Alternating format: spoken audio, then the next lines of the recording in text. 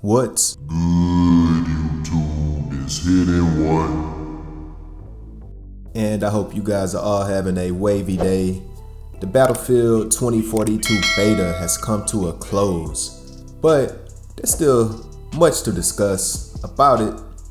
Now, before we get into the meat and potatoes of this commentary, I want to talk about aiming on console. So, I was playing the PC version, and when the beta went open, I decided to download the PS5 version, and I have to say, the PS5 version looks incredible. Like, it completely blows my PC out of the water. That's sad to say, but like I said in previous videos, I don't have the best graphics card. I have a GTX 1080, so I can't really run the game properly, at least in the beta. Hopefully in the full game, the performance is much better on PC. Otherwise, I will definitely have to play the PS5 version until I can get my hands on a better graphics card. But I want to throw an image up on the screen, and I want to show you guys how you can improve your aim in Battlefield 5 on console. So if you're playing on console, it can be any console, PS4, Xbox One, Xbox Series S/X, and even the PS5. If you go into the menu, I'm gonna throw this image up, under your controller tuning settings inside the menus, you want to take a look at your dead zone.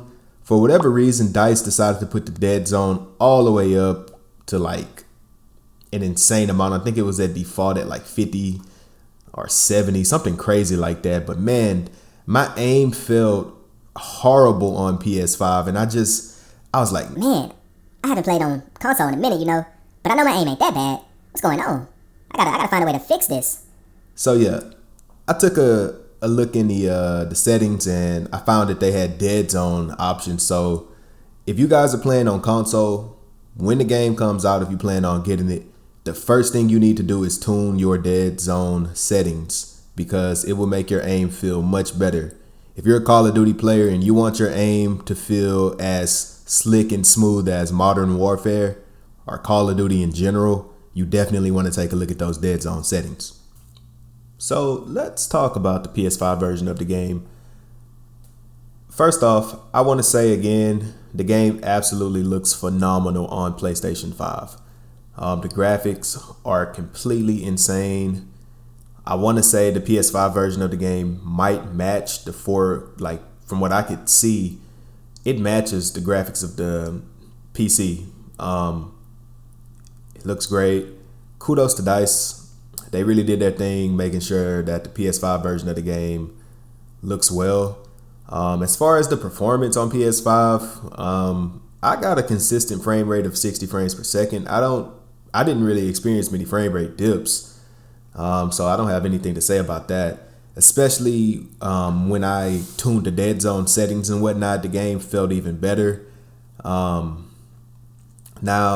I know there's a couple graphical issues on the PS5 that I did experience, like flickering and whatnot, but it wasn't too bad. I didn't really see anything that was game breaking and whatnot, but I know there's been a lot of talks on the forum saying that the console version is bad, but from what I've seen, it looked really good, and I'm pretty sure DICE is going to get it all fixed, all ironed out.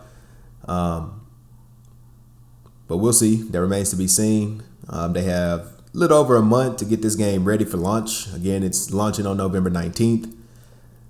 Now, a couple gameplay changes that they made that I just don't agree with. Well, first, let's talk about their new their cross system for switching out weapon attachments. So it looks like, for whatever reason, all the ammo types have a shared pool of ammo.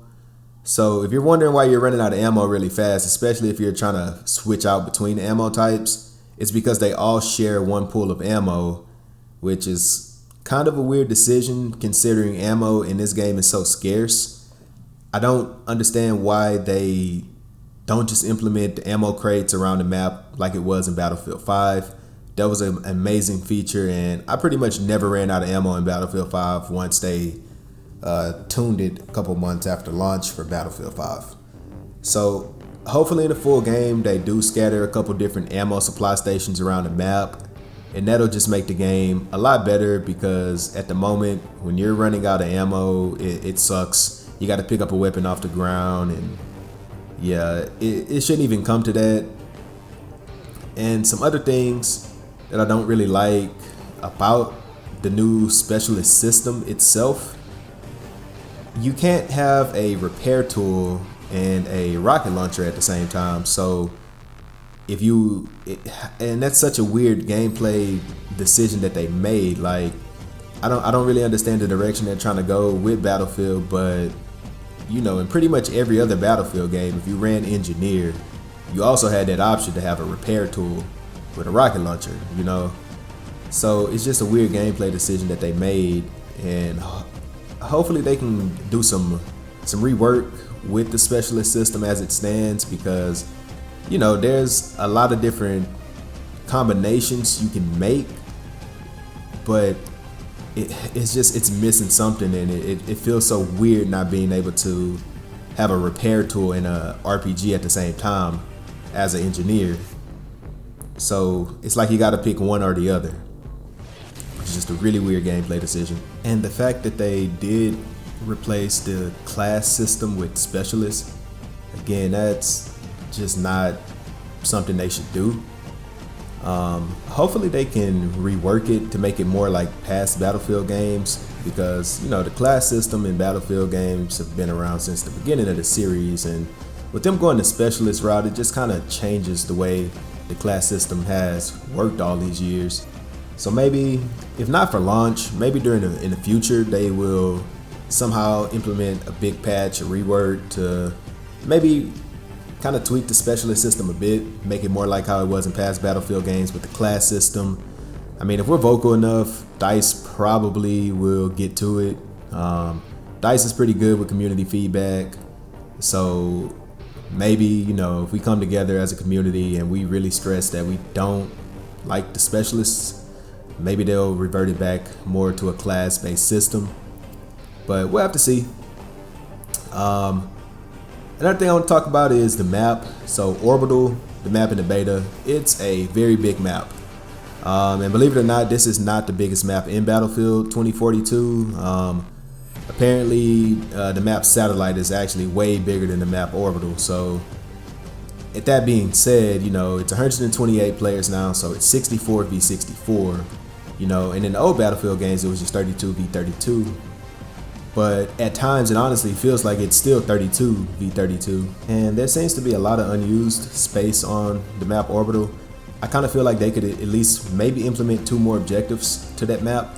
Like, there's a jungle area that would probably make a pretty good objective. But the reason I say this is because a lot of the gunfights seem to take place on the tower and between D1 and D2.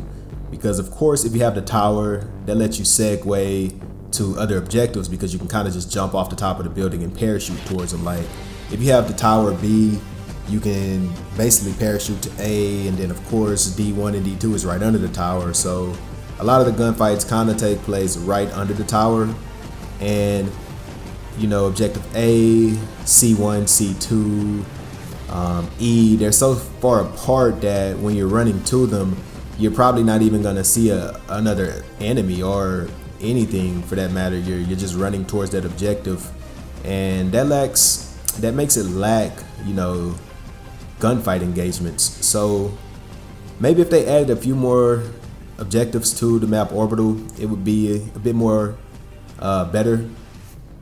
But we'll have to see what they do. I doubt they add another objective to the map, but they've done it before in the past Battlefield game. But yeah, that pretty much wraps up this video.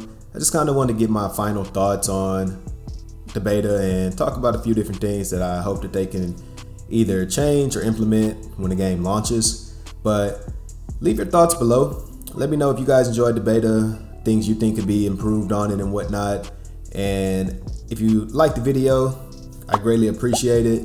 And also, if you can take a second to subscribe and turn on that notification bell, I got more coming soon. As always, y'all stay wavy. Hit in 1 hour.